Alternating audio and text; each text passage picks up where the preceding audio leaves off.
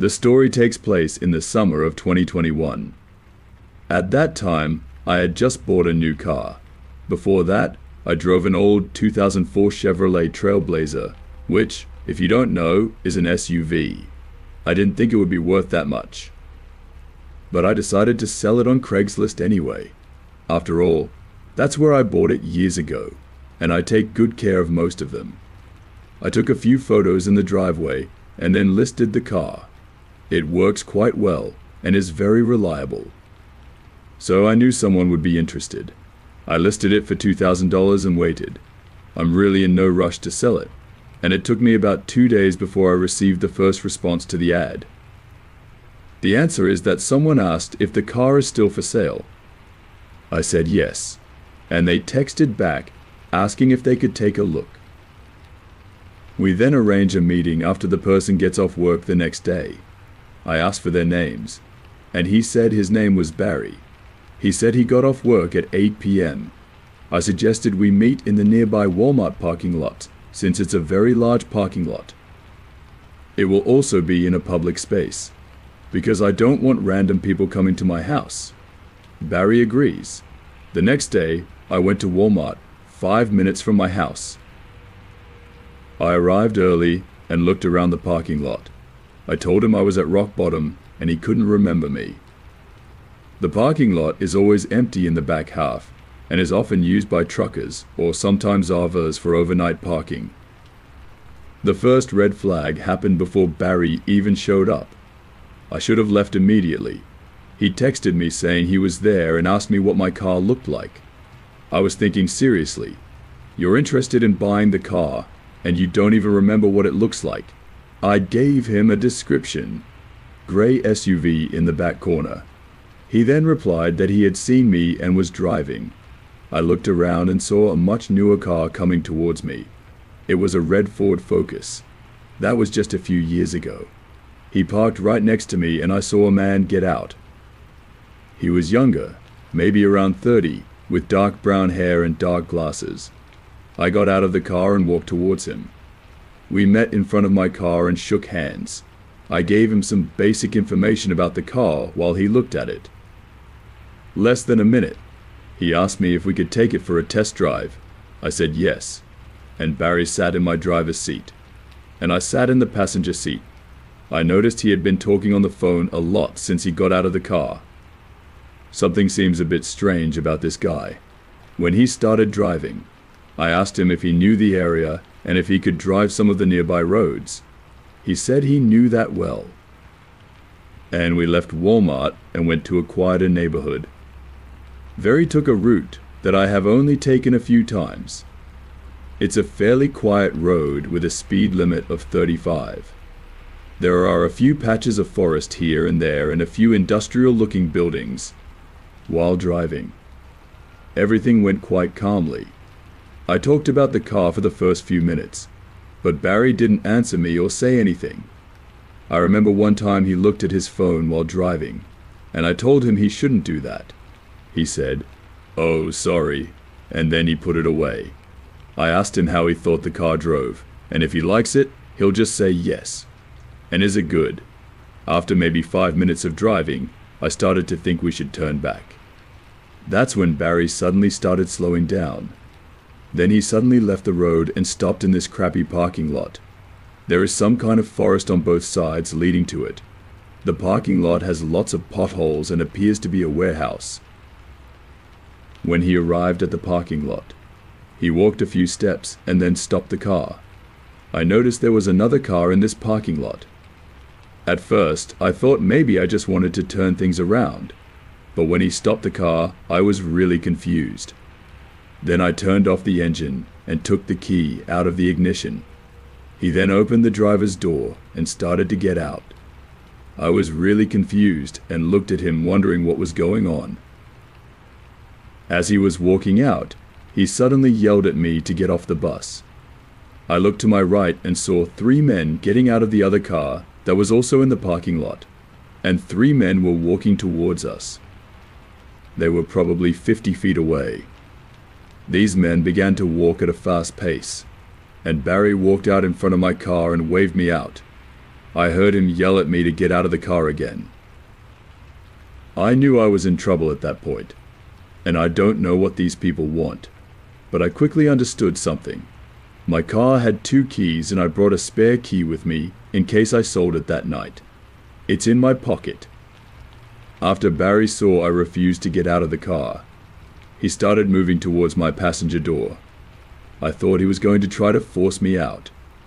Meanwhile, the remaining 3 men were only about 20 feet away. I reached into my pocket and felt for the door lock button. I pushed him, and when Barry got closer, I got into the driver's seat of the car. He went to the door and tried to open it, but it was locked. At that time, I quickly inserted the spare key into the ignition and started the engine. He still had the other key there, and he would be able to open it if he had it. When the car started, I saw him reach into his pocket and saw the other men start to run away. However, as soon as the car started, I put it in drive mode and pressed the accelerator. The car sped away from everyone and they chased after us on foot a while before, so I didn't run at full speed. Then I quickly turned around. As the men now ran towards their car, I got out of that potholed parking lot as fast as I could, then hit the road again. I took the first turn visible from that road, and those men could not reach me in time with their car. I didn't see them behind me, and I was able to escape. I went straight home. When I got home, I called the police and reported everything. I told them about the car at Walmart that Barry had left behind and gave them as much information as I could. I later discovered that the car Barry used to drive to Walmart was still there and had been returned stolen. I don't know if Barry and the others have been found or not. I know I'm really glad I brought a spare key and was able to get rid of them.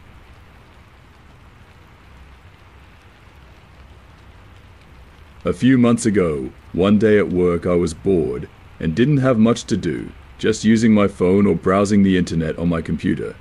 Sometimes I go on Craigslist and look at cars or other things for sale just for fun.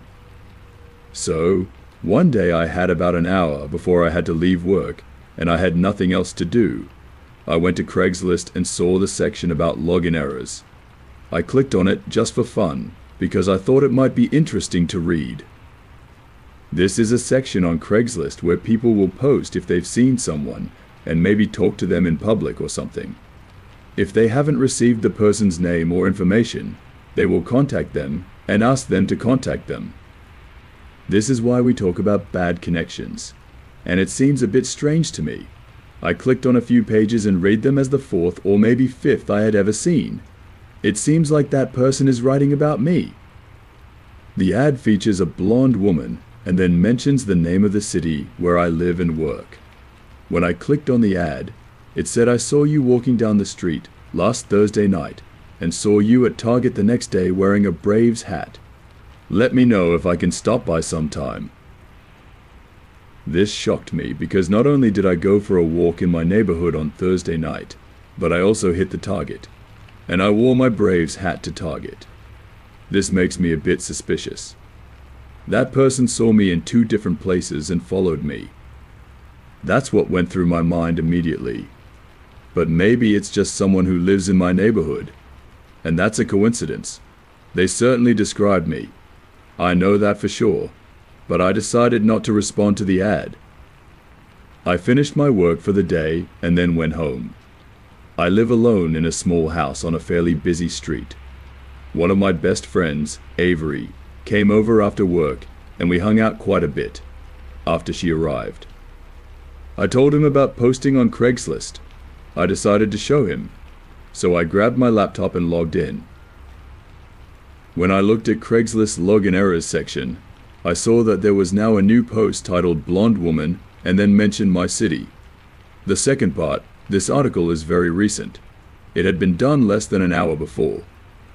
He said, I saw you leaving work today. I hope you see one of these ads and get back to me. Everyone and I looked at each other in shock. It's very crazy. And that message indicated that whoever it was, they were probably following me. We both ran to all the windows and looked out into the street to see if that guy was somewhere. but we didn't see anything strange. I never noticed him looking at me. However, the parking lot at my work is quite large and has many other cars. It would be easy for someone to do this without getting caught. For the next few days, I was a bit worried. I've checked Craigslist several times, but there are no new posts. I also paid attention to my surroundings, but never noticed anything unusual. It would be difficult unless it was obvious, but I've never been followed or anything like that. But one day, when I got home from work, I was walking from the kitchen to the living room. When I entered the living room, I saw a car parked in front of my house. I walked to the window and looked to see if I recognized him. I didn't, but less than 10 seconds later I saw the car leave. However, I couldn't see the driver. Then the next day, as I was returning home from work, about halfway there, a car pulled up behind me. That was the same car I saw in front of my house. I had a bad feeling, and the car went straight towards the grid. I turned around 3 times in a row. I was afraid she would follow me home. But then, when I turned right in front of my house, the car went in the opposite direction. I was able to return home without seeing the car again. But then I decided to respond to one of the ads. I couldn't take it anymore. At home, I took out my laptop and contacted that person. I asked them why they were following me and asked them to leave me alone.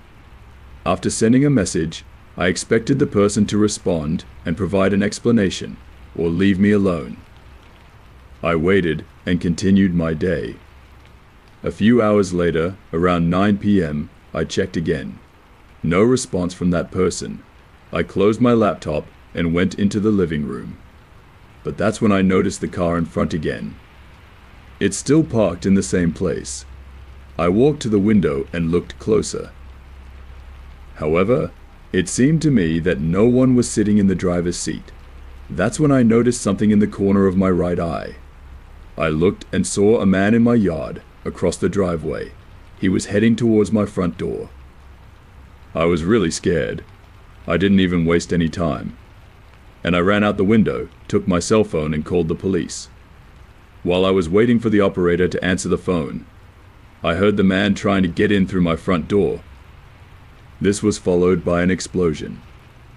Then I ran back to my room and closed the door. About 15 minutes later, the police arrived. The unbelievable part is that when they got there, the man was still there. He was in my backyard, and they found him trying to get into a back window. I was glad that I called when I did. I showed the police everything and told them about the things that had happened.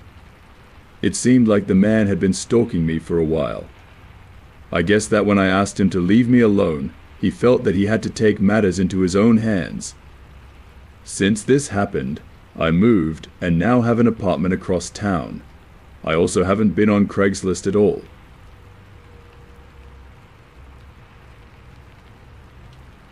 When I was in college, like most people, I didn't have much money. During the summer, I worked. And in college, I also had a job on campus. But I don't have many hours or much money for that. I don't have time for a normal or even part-time job during my studies. I have a lot of homework. And school was difficult for me, so I will spend more time studying. But in the first year, I wanted to make more money. I decided to go on Craigslist and look for quick jobs I could do. One day I went there and looked at the general work. These would be good jobs for me because I'm a pretty healthy 21-year-old. Any kind of work like gardening or something is what I was hoping for. Not long after, I saw an ad with a simple message: yard cleaning. It's exactly what I was hoping for, and I clicked on it.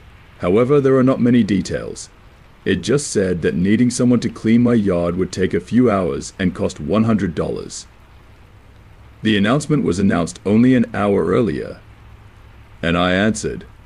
Soon that person came back to me, and I took the job. They asked me if I could come on Friday night, and I asked for the time. They said 9 p.m. was a bit strange to me. I'm expected to do some yard work during the day. I should have asked them why it was so late, but I didn't.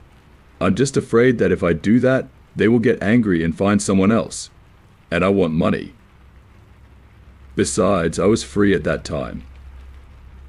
And it's not like I have class the next morning or anything. I agreed, and they gave me the address. Friday night, I put the address on my phone and went there.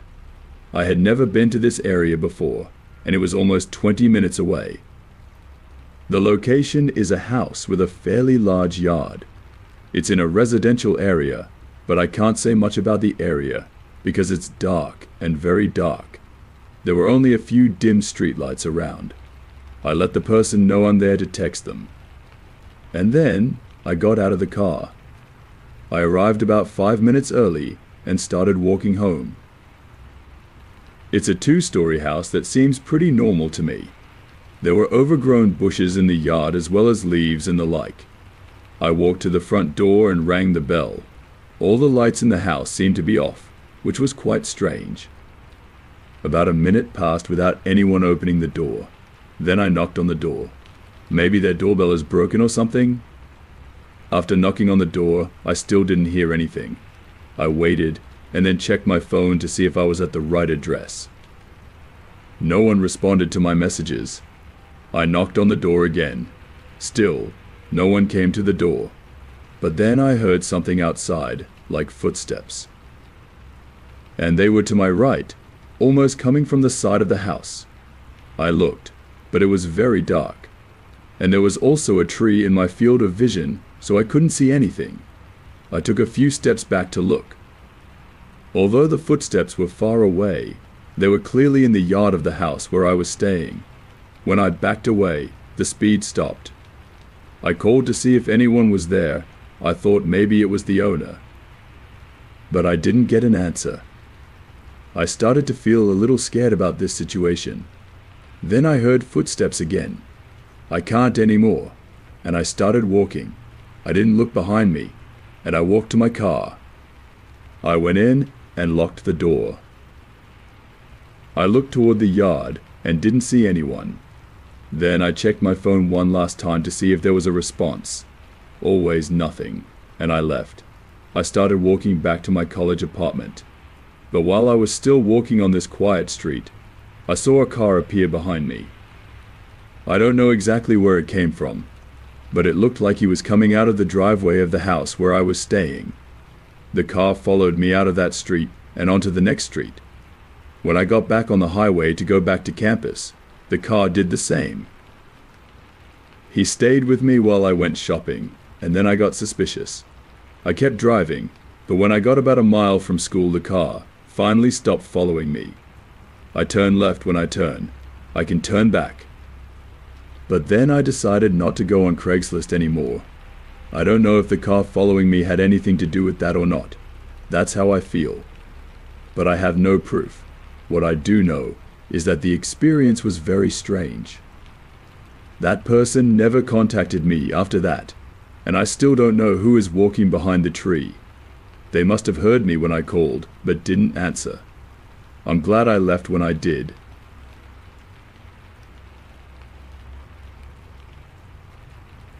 Last month I decided to sell my large TV, along with its TV stand on Craigslist.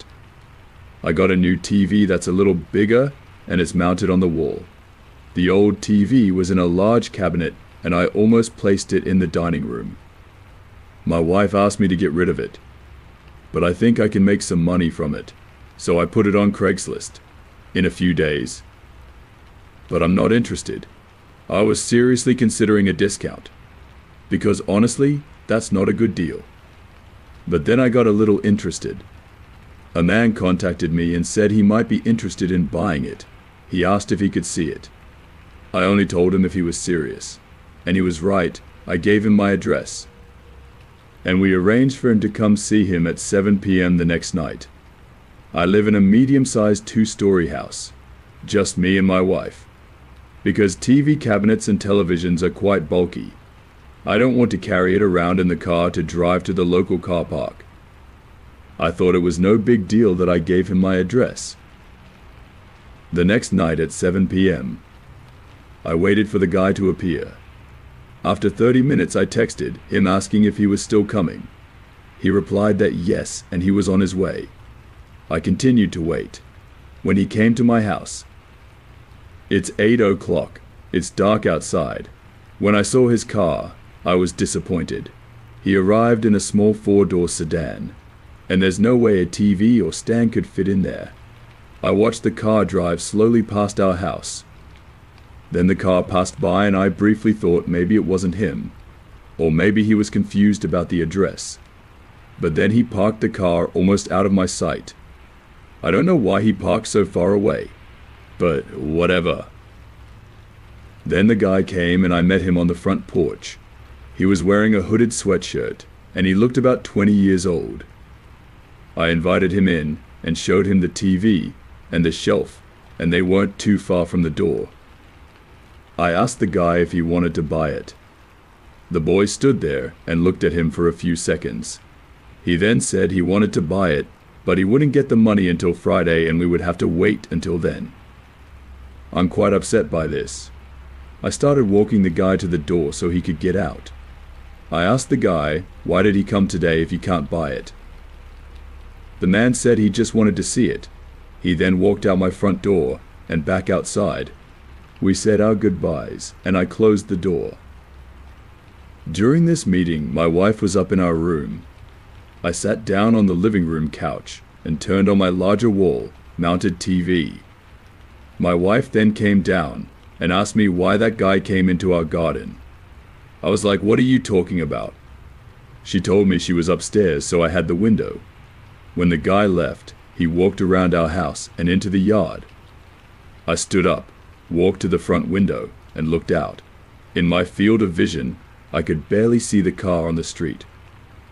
It's always there. I didn't know why this guy was there and I told my wife. Then I walked to the back window and looked at them. At first, I didn't see anything. I asked my wife where he had gone in the garden, and she told me he disappeared behind a bush.